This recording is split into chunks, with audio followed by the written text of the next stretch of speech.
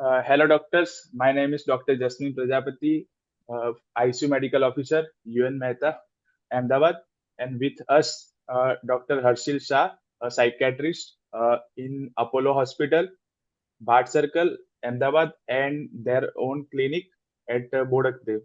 So, welcome, sir. Hi, welcome. Thank you. Thank you for welcome. Sir Yes, yes. Please give me some your introduction कि आपने Yes. कैसे start किया था MBBS and how you approach Mm-hmm. Psychiatry as a branch.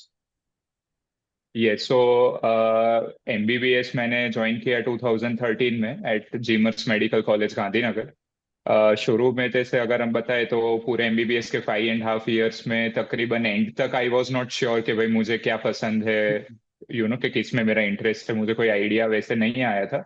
पर finally जब internship attend की तब मुझे साइकेट्री में थोड़ा थोड़ा इंटरेस्ट आना चालू हुआ, by seeing, attending the internships and seeing the patients and stuff. उसके बाद भी थोड़ी मुझे कॉन्फिडेंस जैसे कि भाई मुझे मिलेगा नहीं मिलेगा, लेना चाहिए नहीं लेना चाहिए, क्योंकि साइकेट्री एज इन ब्रांच थोड़ी स्केप्टिकल है एंड ऐसे वो थोड़े इश्यूज डाउट्स हमें रहते थे ऐसा था. But then I was very firm gradually. जैसे मेरा इंटरेस्ट आया तो उसमें मेरा मतलब कॉन्फिडेंस थोड़ा बढ़ा and then I was very firm on taking psychiatry. And मैंने 1 साल उसके बाद ड्रॉप लिया इंटर्नशिप के बाद, क्योंकि तब तक मैंने कुछ ज्यादा प्रिपरेशन की नहीं थी, क्योंकि मुझे पता नहीं था कि भाई क्या लेना है. बट 1 साल जो मैंने ड्रॉप लिया था बहुत डेडिकेटेडली सिर्फ साइकेट्री को ही एम करके मैंने पढ़ाई की थी कि भाई मेरी फर्स्ट चॉइस है तो ये ही है बस, और कुछ नहीं. एंड इवन मेरी चॉइस फिलिंग में मैंने सिर्फ साइकेट्री रखा था, और मतलब ऐसे रखने के लिए एक दो ब्रांच नीचे मैंने रखी थी, but it was not like I like that.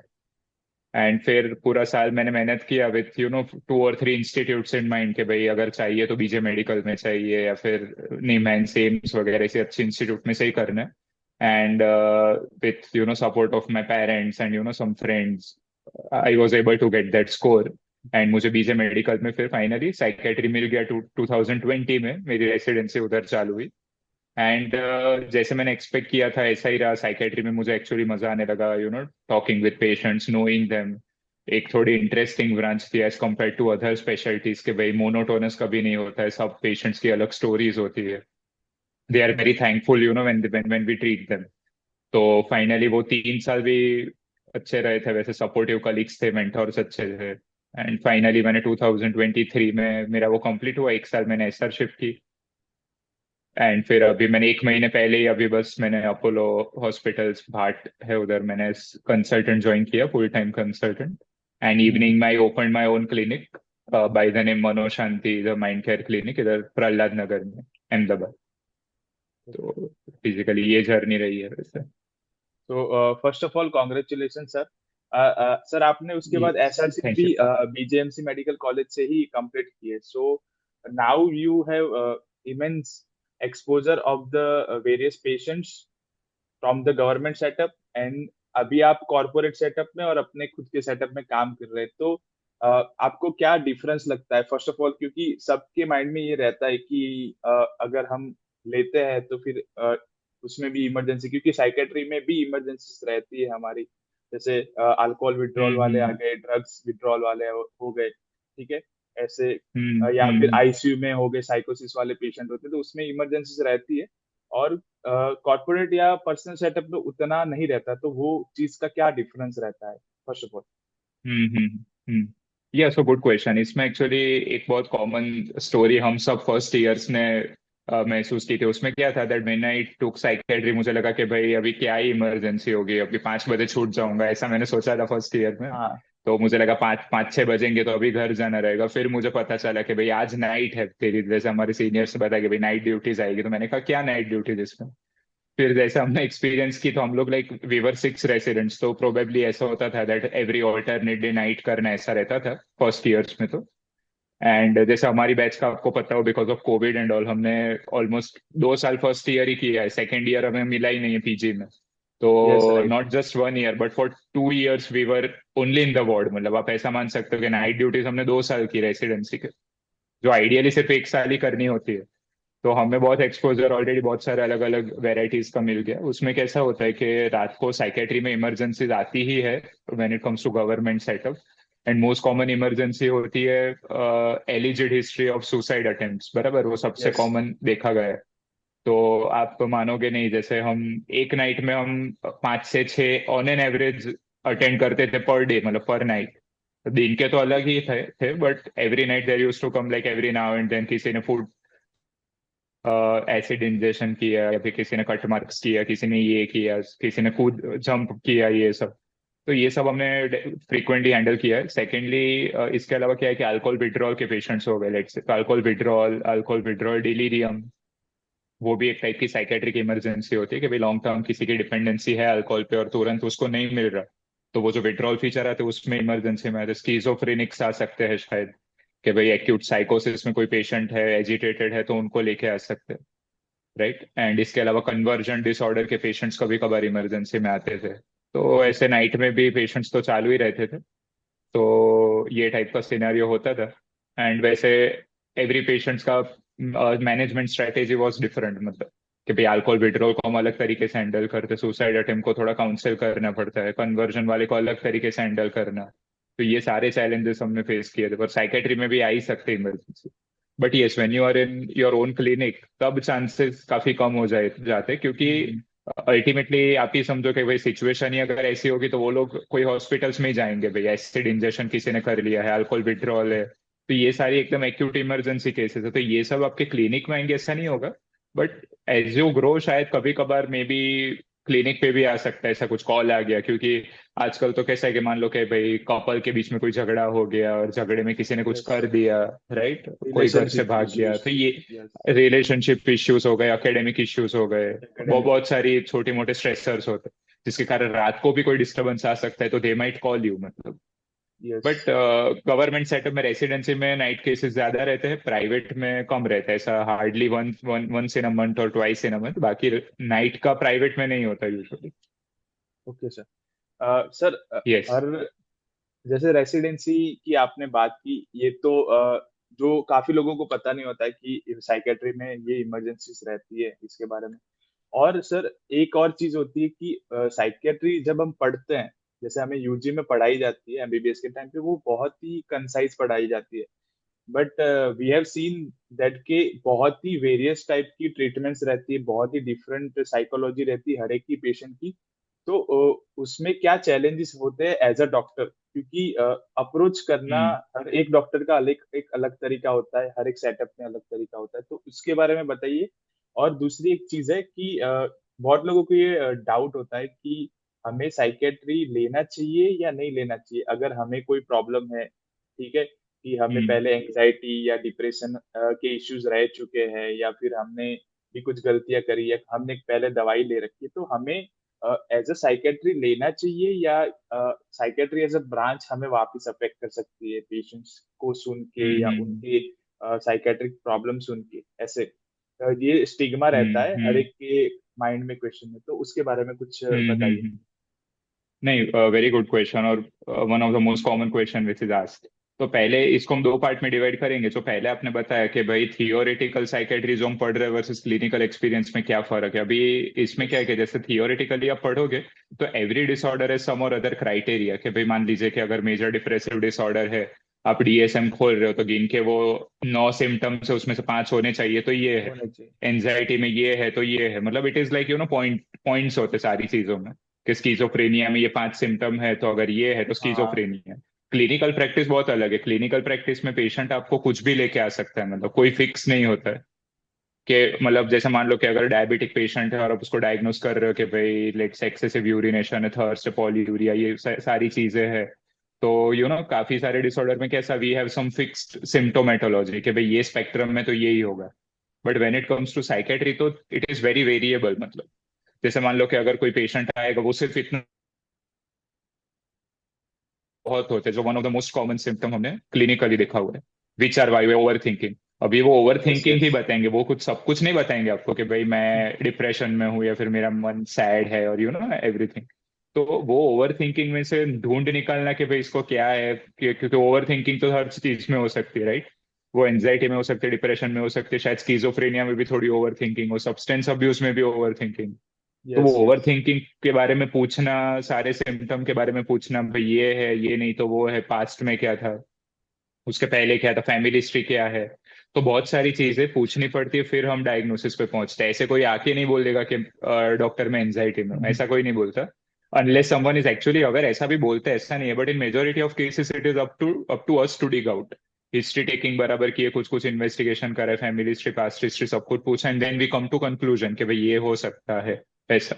And उसमें दूसरी चीज ये भी होती है कि सब्जेक्टिव वेरिएबिलिटी भी बहुत होती है, कि भाई एक साइकेट्रिस्ट को ये लग रहा है, शायद दूसरे को कुछ और भी लग सकता है, मतलब ट्रू अगेन ट्रू। उसमें कोई ब्लड रिपोर्ट है नहीं हमारे पास कि भाई इसको डिप्रेशन है, अगर ये मार्कर बढ़ा तो इसको डिप्रेशन, ऐसा कुछ नहीं है, बराबर।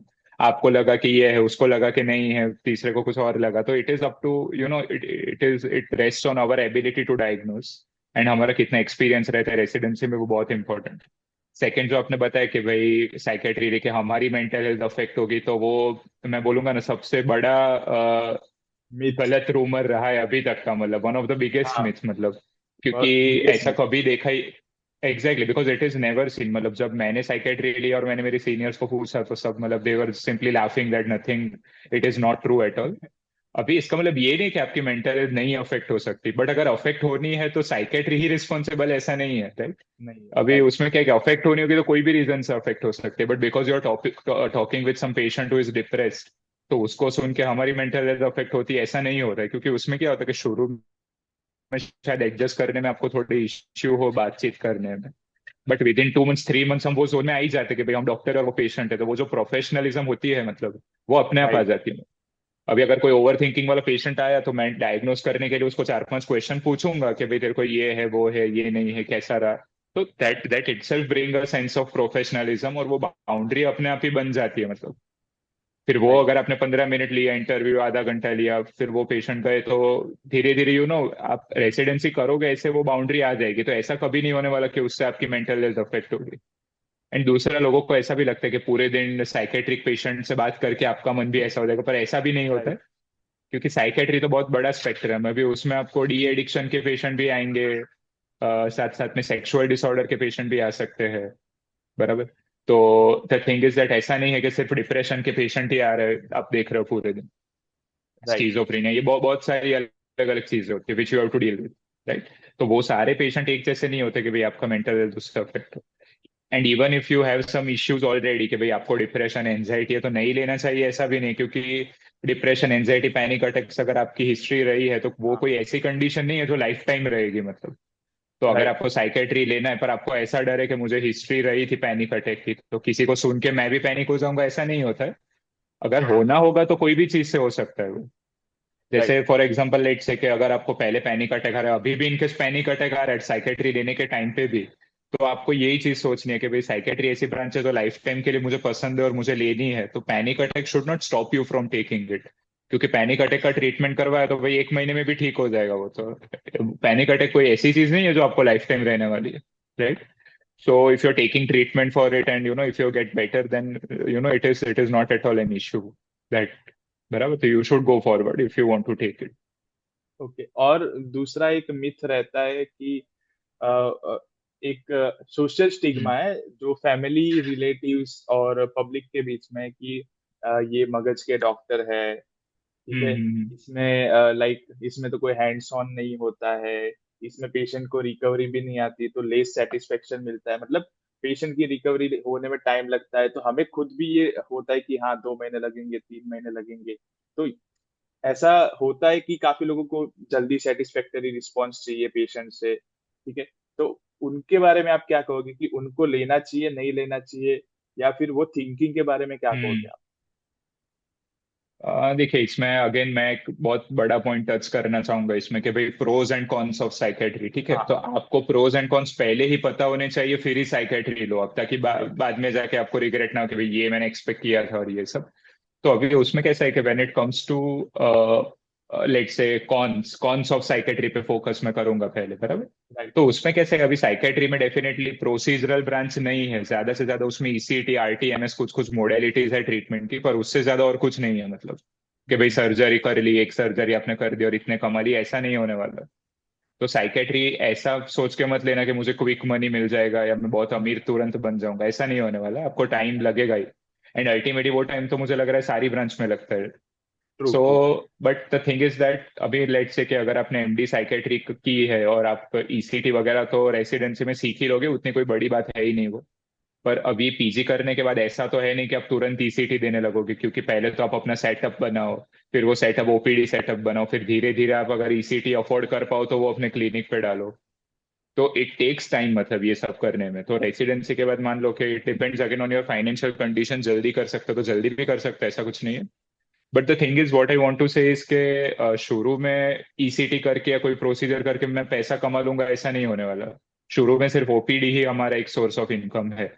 वो ओपीडी में आप कितने पेशेंट देखते हो उसके अलावा और कुछ सोर्स ऑफ इनकम हमारा नहीं रहता, तो शुरू में थोड़ी स्ट्रगल साइकेट्री में ज्यादा रहती है as compare to other branches. वो एक उसका कौन रहेगा, क्योंकि कोई सर्जन सर्जरी कर ली और उसने भाई 20-30 हजार एक बार में कमा लिया, 50 हजार कमा लिया, ऐसा नहीं होने वाला। आपको तो एक एक पेशेंट देख के ही कमाना है, वही हमारा वो मेन है, राइट। तो क्विक मनी नहीं है। एंड सेकंड के भाई अगर आपको बात रही स्टेबिलिटी की, बराबर, तो स्टेबिलिटी के कुछ कुछ इश्यूज शुरू में आएंगे, because the thing is that कि एमडी साइकेट्री के बाद अपनी आइडेंटिटी आपको खुद ही बनानी पड़ती है। मतलब जैसे मान लो कि अगर आपको गवर्नमेंट सेटअप में जाना है तो वैकेंसी के हिसाब से it is same for all branches के भी, जहाँ वैकेंसी मिली आप उधर चले जाओ। But if you want to set up your self in a private practice, तो the thing is that you will have to struggle for like initial 2 years और something, 2 to 3 years depending on the environment. क्योंकि क्या रहेगा, पहले तो आपको लोगों को अवेयर करना पड़ेगा कि भाई साइकेट्री में मैं क्या क्या ठीक कर रहा हूँ। मतलब आधे लोगों को पता ही नहीं होता कि भाई क्या करते साइकेट्रिस्ट, या फिर ये जैसे आपने बताया कि पागलों के डॉक्टर है, ऐसा कुछ। तो पहले तो हमें बताना पड़ता है कि भाई ये सारी कंडीशन होती है, and apart from that de addiction है, सेक्सुअल पेशेंट्स है, वो भी हम लोग देखते हैं। तो शुरू में क्या होता है कि आपको मार्केटिंग बहुत करनी पड़ती है आपके सर्कल में। And secondly you have to make an identity for yourself. जैसे मैंने भी यही अभी चालू किया है कि मैं सोशल मीडिया पे कंटेंट हमेशा डालता हूँ राइट। रेगुलरली, कुछ ना कुछ। एंड कुछ कुछ सेशंस अटेंड करना, सेमिनार्स और छोटी मोटी चीजें करना, जिससे आजू बाजू के पब्लिक को पता रहे। तो पहले आपको आइडेंटिटी बनानी पड़ेगी, फिर आप ओपीडी सेटअप कर रहे हो तो धीरे धीरे पेशेंट आना चालू होंगे। पेशेंट आने की फ्रीक्वेंसी भी शुरू में स्लो होगी, कि भाई पहले कोई नहीं आएगा, फिर मान लो एक दो पेशेंट आए, फिर धीरे धीरे इट इंक्रीजेस। बट मान लो कि 2-3 साल में आपने अपनी एक आइडेंटिटी बना ली, फिर पेशेंट आने ही वाले, मतलब इट मतलब साइकेट्री का ग्राफ ऊपर ही जाता है यूजुअली। तो वो धीरे धीरे बढ़ते ही है, क्योंकि क्या होता है कि कुछ पेशेंट्स हमारे जैसे डिप्रेशन हो, एंजाइटी हो, उसके मिनिमम उसको 6 months to 1 year ट्रीटमेंट चलता ही है एज पर द गाइडलाइंस। तो यस। अनलेस एंड अनटिल वो खुद ही निकल जाए ट्रीटमेंट से, वो आपके पेशेंट एक्चुअली 6 महीने से 1 साल तक तो रहेंगे ही। तो क्या हम्म। रहेगा कि पेशेंट आ तो रहे हैं धीरे धीरे, पर वो जो धीरे धीरे आएंगे वो लंबे टाइम तक आपके पास रहेंगे सर। वो बढ़ता एंड जाता एग्जैक्टली एग्जैक्टली, और उसके साथ साथ एडिशनल दूसरे तो आएंगे ही, बराबर। है। राइट। पर अगर उसको आप कंपेयर कर रहे हो एक फिजिशियन के साथ, गायनेक के साथ, तो मान लो कि भाई फिजिशियन जिस दिन खोलते हैं उसी दिन से पेशेंट आना चालू हो जाएंगे, बराबर। पर उसमें क्या है कि लेट से कि भाई अगर कोई पेशेंट आए इन्फेक्शन का या XYZ चीज का, तो वो मे बी 5-7 दिन के बाद नहीं आएगा वापस, क्योंकि वो ठीक हो गया। मतलब हम्म। Simple calculation. unless it is some chronic disorder, let's say कि physician can also kind of hypertension, diabetes वगैरह, तो वो chronic condition है, मे बी उसके लिए आते रहे, पर उसके पास उसमें भी दे हैव दिस ऑप्शन कि भाई दवाई चालू रखनी है, वो तो खुद रख लेंगे हम, राइट। तो एक बार राइट। दिखा दिया फिर ना आए तो भी चलता है। पर साइकेट्री में कैसा है कि भाई कहीं ना कहीं कभी कभार जरूर पड़ती है उसमें। Okay. No I am not saying कि सारे डिसऑर्डर लंबे ही चलेंगे, बट एटलीस्ट 6 महीना 1 साल वो रेगुलर ट्रीटमेंट ले रहे तो भी हमारा कोर्स चलता है। तो वो धीरे धीरे ग्रो हो गए। साइकेट्रिस्ट शुरू में 2-3 साल स्ट्रगल करेंगे, वो धीरे ग्रोथ उनका धीरे धीरे होगा, पर धीरे धीरे वो ऊपर तो जाएगा ही। ओके पर अगर आप सर। क्विक ट्रीटमेंट एक्सपेक्ट कर रहे हो तो that is not possible. Quick financial gains and stuff.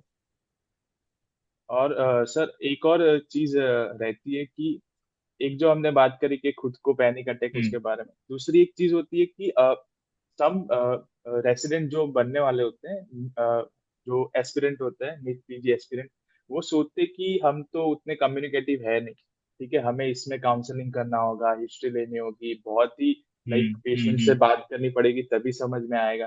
तो उनके बारे में क्या, हम्म जो मतलब लेस इमोशनल होना चाहिए, मोर कम्युनिकेटिव होना चाहिए, is this important to take this branch, या फिर वो टाइम के साथ सेटल हो जाती है? Hmm yes. So again again good question. अभी इसमें कैसा है कि इसमें again we can't give some black and white answer कि यस। भाई सही हो नहीं होगा ऐसा। बट अगेन अगर उसमें हम देखे तो लाइक लेट्स से कि if someone has some issues कि भाई वो इंट्रोवर्ट है, ये भी काफी कॉमनली लोग पूछते कि भाई इंट्रो के एक्सट्रोवर्ट हूँ उसका क्या फर्क पड़ेगा, whether I should take psychiatry और नॉट, राइट? कि if someone is shy, if someone is not able to talk much with people and stuff, right? तो अभी इसमें कैसी बात है कि भाई वो पर्सनैलिटी फैक्टर अलग होता है, but that again should not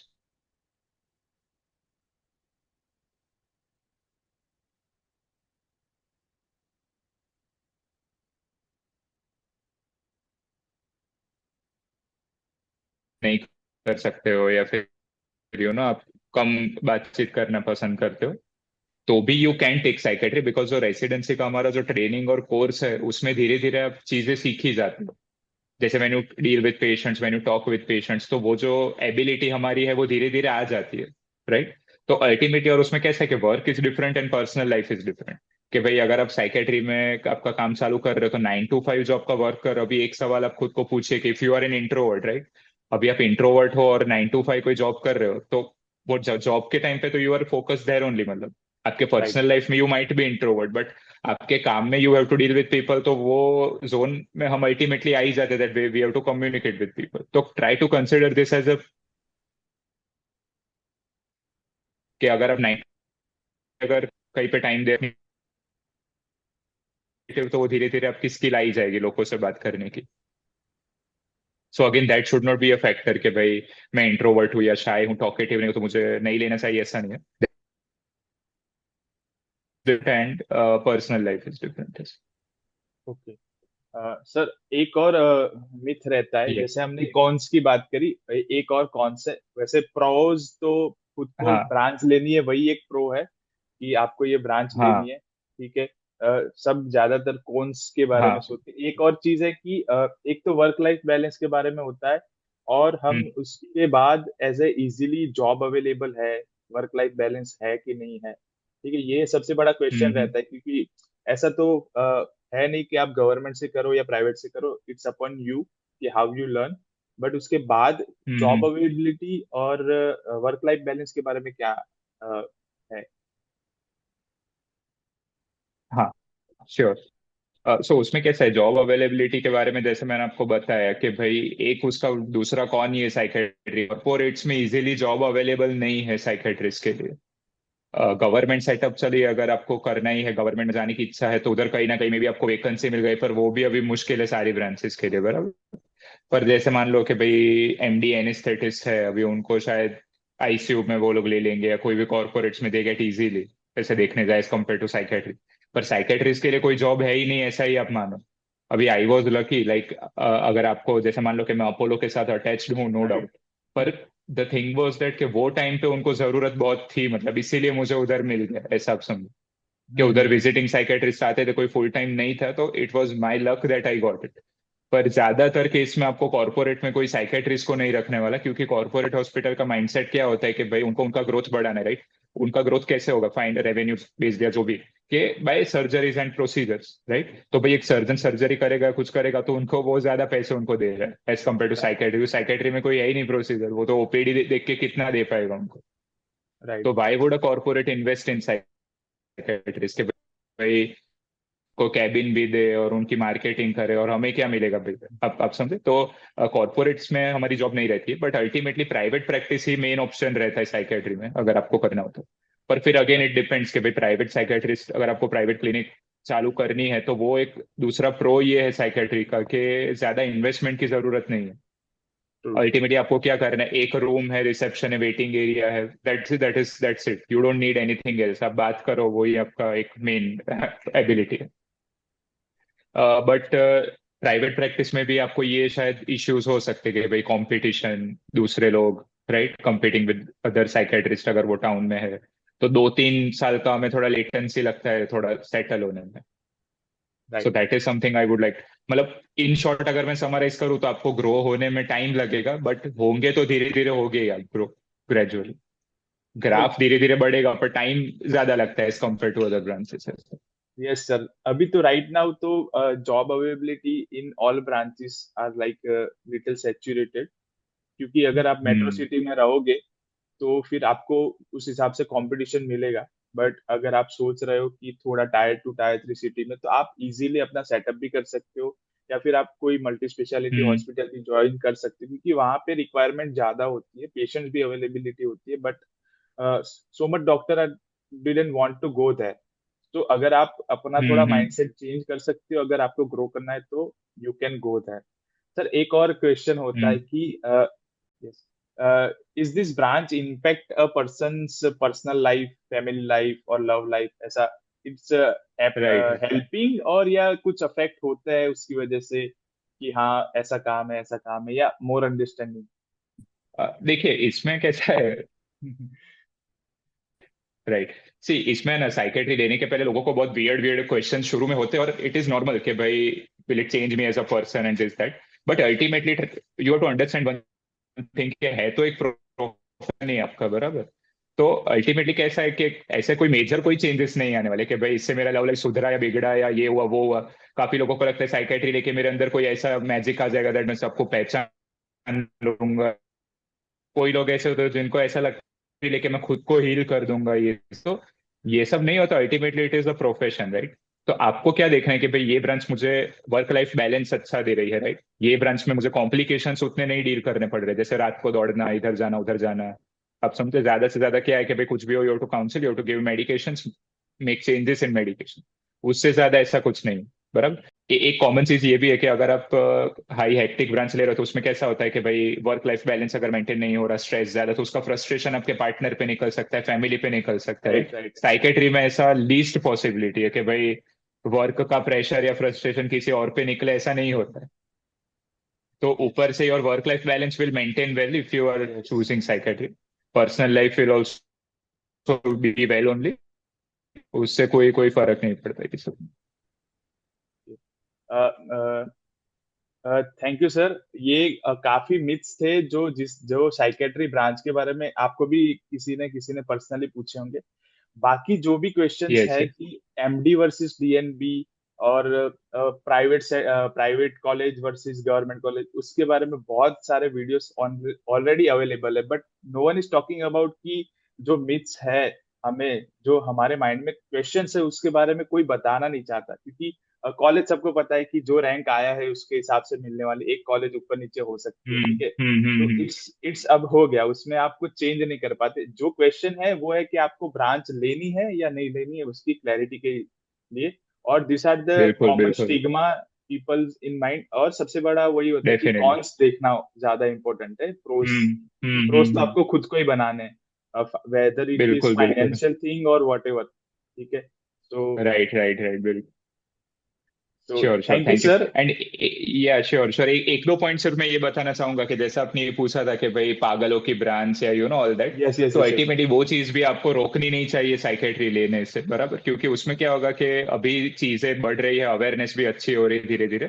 तो people are now getting more aware of it. और अगर आप एक डिप्रेस्ड या एंशियस पेशेंट को ठीक करोगे तो भाई वो लाइफ टाइम के लिए आपको थैंकफुल रहेगा, क्योंकि you are treating is life, मतलब दुनिया को देखने का एक आप तरीका उसका बदल रहे हो, तो it is a plus point होती है। Thank you, sir, to coming to okay. our channel या and helping the juniors and the students. So thank या you thank you and thank you best of luck for thank your clinic. Sure sure. Thank you thank you thank you sir.